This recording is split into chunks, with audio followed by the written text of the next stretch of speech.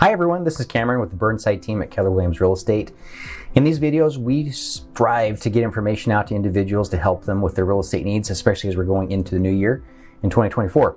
And in today's video, I wanted to answer some questions that have been coming up in the past and help you learn from experiences that I've seen when it comes to selling a house when someone is going through a divorce. Very difficult scenario. A lot of emotions are involved. There's a lot of things going on in the background, a lot of past issues that come back and forth. So it's a really, really tough scenario. I've had a lot of experience working with a lot of individuals and couples and partners who are selling their house as they're going through separation or divorce. And a lot of times I'll see some things that happen that I would suggest not happen to make it just a better situation. I always like to tell people, let's make the best out of a tough or hard situation to get you moving on to the next chapter of your life. So in today's video, I want to talk about the 3 things to keep in mind when you're selling a house going through a divorce. There are a lot of similarities when you're selling a home versus when you're selling a house, going through divorces versus when you're not. Go through a lot of the same situations as far as making sure the value of the house is there, marketing it similar way, but there are some real nuanced pieces to that. And so if I were to sit down with a couple who's going through that divorce, I would say a couple of things. First of all, just know that when that's happening, there are a lot of different scenarios that play out. In some cases, people who are going through separation, they can't be in the same room together. It's just too contentious. In other situations, people are working really well together. They can sit down, they can work through issues. Everybody is different and there's no wrong or right way to do it. For the scenario where people can't be in the same room, as a real estate agent, you should have the expectation that if it's a tough situation like that, then a real estate agent can sit down with individuals outside. So it doesn't have all to be together. You'll want to work with a real estate agent who has the expectation of working together with everyone though. It's very difficult for people sometimes, especially when trust issues are at hand, to work with a real estate agent and then to feel like that agent is going to represent both parties equally and not play favorites.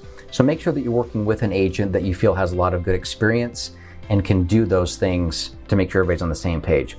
So the first one is play by the rules. And what I mean by that is that in a lot of scenarios, there are certain either divorce decrees or documents from the court that say how something should play out. And that could say when the house needs to be put up for sale. It could say what price needs to be. It could say who the house should be listed through. And I will see scenarios where people are trying to go against that. They're being told, hey, you need to have this house listed by this month, and they go right past that. That's a really, really bad way to start off a scenario. So just make sure that you're complying with the proper authorities, the governing bodies that are, if necessary, overseeing that divorce. The second thing is be transparent when you're working together with a real estate agent, with another partner or spouse, because I see so many problems start out at the very beginning when expectations are not set out and the concerns are not set up. So if people are not telling, you don't obviously have to share personal information. You don't have to tell what happened and why you're getting divorced. But if you can share enough so an agent or a person helping you sell the property knows what buttons are really going to push you or some of the things you're concerned about, it helps in so many different ways down the road so that you can avoid problems before they become problems. And then I'll say last but not least is make sure you list with a real estate agent who has experience in divorce.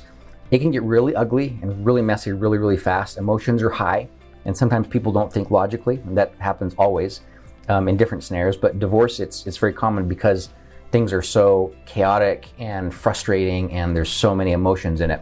So for example, I myself, this is a video that I'm putting out, so I do want to obviously promote myself, but I have worked with a number of divorce attorneys over the years, and I have been called in a number of situations specifically because of my experience in this type of real estate.